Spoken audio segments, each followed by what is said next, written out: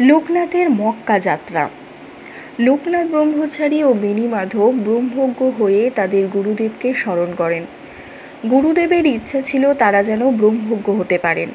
গুরুদেবের সেই ইচ্ছা তারা পূরণ করেছেন। মর্তলোক থেকে গুরুদেব আজ বহু দূরে, তার সকল বাসনা তাদের পূরণ করতে হবে। কাশীধামে আসার আগে গুরুদেব বলেছিলেন তাদের পরিব্রাজন করে দেশের বিভিন্ন অঞ্চলে এবং বিভিন্ন দেশের ধর্ম, সংস্কৃতি, শিক্ষা ও জীবনযাত্রা সম্বন্ধে জ্ঞান লাভ করতে হবে, আর ধর্মালোচনার মাধ্যমে ব্রহ্মজ্ঞান বিতরণ করতে হবে। এখন গুরুর এই দ্বিতীয় ইচ্ছা পূরণে ব্রতী হতে হবে। লোকনাথ ও বেণীমাধব যোগীবর তৈলঙ্গ গোস্বামীর কাছে তাদের পরিব্রাজনের ইচ্ছা প্রকাশ করেন। যোগীবর মহানন্দে দুই ব্রহ্মজ্ঞানের ইচ্ছায় সঙ্গদান করার ইচ্ছা প্রকাশ করেন। যোগীবরের এই ইচ্ছায় লোকনাথ ও বেণীমাধব অত্যন্ত আনন্দিত হন, কিন্তু যোগীবর তৈলঙ্গ গোস্বামী বলেন, আমি এখন তোমাদের সঙ্গে যাব না, তোমরা যাত্রা করো, আমি সময় মতো তোমাদের সঙ্গে মিলিত হব। যোগীবরের আদেশ পেয়ে কমণ্ডলু ও কম্বল মাত্র সম্বল করে দুই মহান ব্রহ্মজ্ঞানী যোগী আরব দেশের উদ্দেশ্যে যাত্রা করলেন। কাশীনাম থেকে রওনা হয়ে হিমালয় হয়ে তারা প্রথমে আফগানিস্তান এলেন। সেখানে কিছুদিন ইসলাম ধর্মচর্চা করে কঠোর পরিশ্রম শেষে মক্কায় পৌঁছালেন। মক্কা হজরত মোহাম্মদের জন্মস্থান হিসাবে ইসলাম ধর্মাবলম্বীদের কাছে অতি পবিত্র।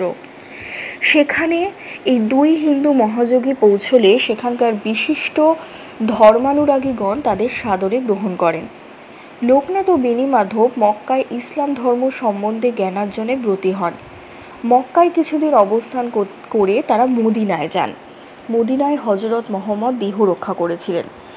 এখানেও দুই ভারতীয় মহাযোগী বিশিষ্ট ধর্মানুরাগীদের সঙ্গে ধর্মালোচনা করেন। এখানে তারা জানতে পারেন মদিনা থেকে কিছু দূরে মক্কেশ্বরে আব্দুল গফুর নামে এক সাধক থাকেন। কয়েকদিনের হাঁটা পথে লোকনাথ ও বেণীমাধব মক্কেশ্বরে পৌঁছান।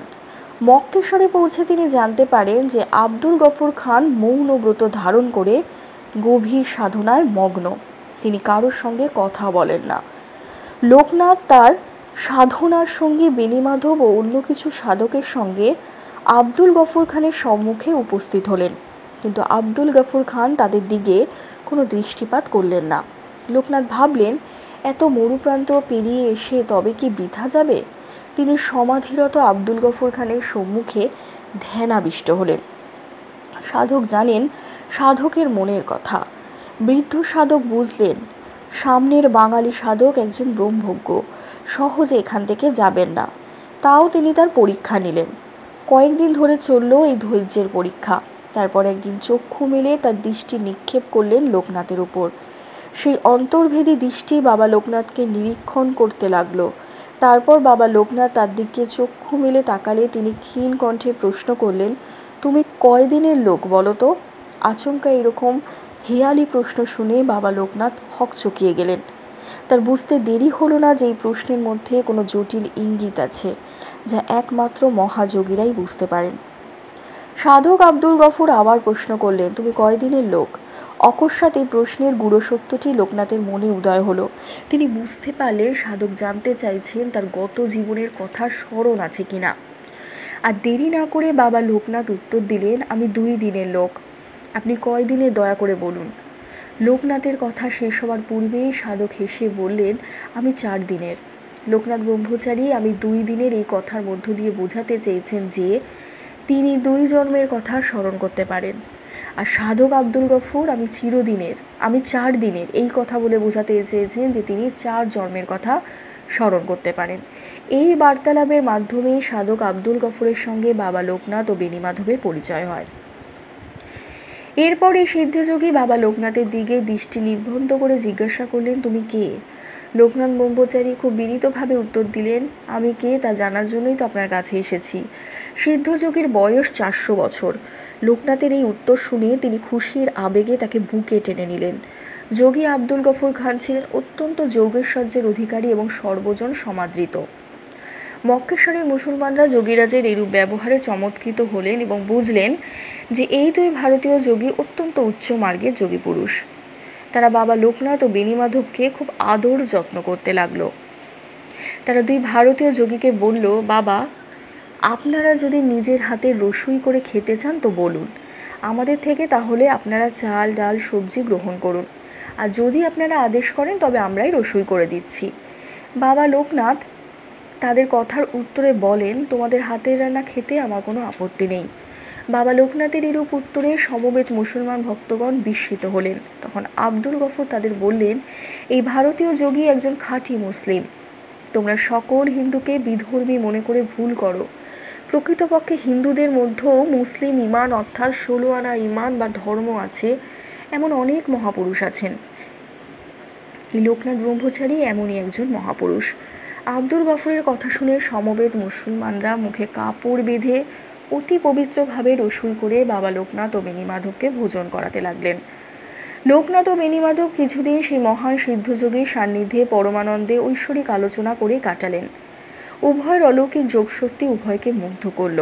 কিছুদিন একসঙ্গে যোগানুষ্ঠানের পর বাবা লোকনাথ সতীর্থ বেণীমাধবকে নিয়ে মক্কেশ্বর ত্যাগ করার সময় বললেন, আমি এত পাহাড় পর্বত ভ্রমণ করেছি, কিন্তু মাত্র 3 জন ছাড়া ব্রাহ্মণ দেখিনি। এই 3 জন হলেন কাশীতে তৈলঙ্গ স্বামী, মক্কেশ্বরে আব্দুল গফর। আর এই কথা শুনে উপস্থিত মুসলমানেরা বিস্মিত হলেন। তারা বললেন, আর একজন ব্রাহ্মণ কি স্বয়ং আপনি? তাই কি নাম করলেন না?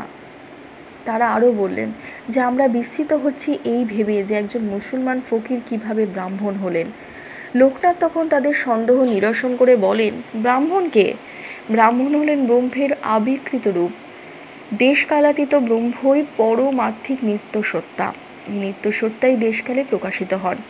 যিনি ব্রহ্মজ্ঞ তিনি নিজের আত্মাতে ব্রহ্মের উপাসনা করতে করতে ব্রহ্মরূপ হয়ে যান। তিনি তখন সর্বত্রই ব্রহ্মকেই দর্শন করেন, তার মধ্যে কোনো ভেদ জ্ঞান থাকে না। ব্রহ্মা ব্রাহ্মণের হিতপদ্মে সর্বদাই চৈতন্য রূপে অভিব্যক্ত থাকেন। মুসলমান কথার অর্থ বাবাজি তোমাদের বলেছেন 16 আনা ইমান অর্থাৎ 16 আনা ধর্ম যার মধ্যে আছে সেই মুসলমান। আমি লক্ষ্য করেছি প্রকৃত মুসলমানের মধ্যে ব্রাহ্মণ অর্থাৎ মহাপুরুষ আছেন। আব্দুল গফর একজন ব্রহ্মজ্ঞ মহাপুরুষ। তার হৃদয়ের মধ্যে সর্বত্র ব্রহ্ম আনন্দরূপে প্রকাশ পাচ্ছেন। ব্রহ্মকে তিনি আত্মরূপে দর্শন করছেন। সমস্ত বন্ধন থেকে মুক্ত হয়ে তিনি ভেদাভেদ জ্ঞান মুক্ত হয়েছেন, তাই তার সাম্য প্রাপ্ত হয়েছে। ব্রহ্ম সত্যস্বরূপ। ব্রহ্মকে পেতে হলে সত্যের পথে চলতে হয়। সত্যদ্রষ্টা ঋষিগণ সত্যের পথে সত্যস্বরূপ ব্রহ্মকে লাভ করেন। তাই তো বলা হয়, পরমাত্মাকে লাভ করার শ্রেষ্ঠ পথ সত্যের মধ্যে নিহিত আছে। এই সত্যই হলো ধর্ম। আর এই 16 আনা ধর্ম যার মধ্যে আছে তিনি ব্রাহ্মণ, তিনিই মুসলমান। বাবা লোকনাথের এই সত্য তথা ধর্ম বিশ্লেষণ আব্দুল গফর ও সমবেত মুসলমানদের চকিত করল। লোকনাথ ব্রহ্মচারী তার ধর্ম বিশ্লেষণের মাধ্যমে এই লোকশিক্ষাই দিলেন যে হিন্দু ও মুসলমান ধর্মের কোনো পার্থক্য নেই, দুই ধর্মই সত্যের উপর প্রতিষ্ঠিত। এই সত্যকে জানলে আর উভয় সম্প্রদায়ের মধ্যে কোনো ভেদাভেদ কখনোই থাকে না। মক্কেশ্বরে দাঁড়িয়ে এই লোকশিক্ষা প্রচার করে লোকনাথ ব্রহ্মচারী বেণীমাধবকে নিয়ে হিমালয় ফিরে আসেন। শোনা যায় হিমালয়ের অত্যুচ্চ শিখরে কিছুদিন বসবাস করে তারা আবার মক্কায় গিয়ে আব্দুল গফরের সঙ্গে সাক্ষাৎ করেন। ধন্যবাদ।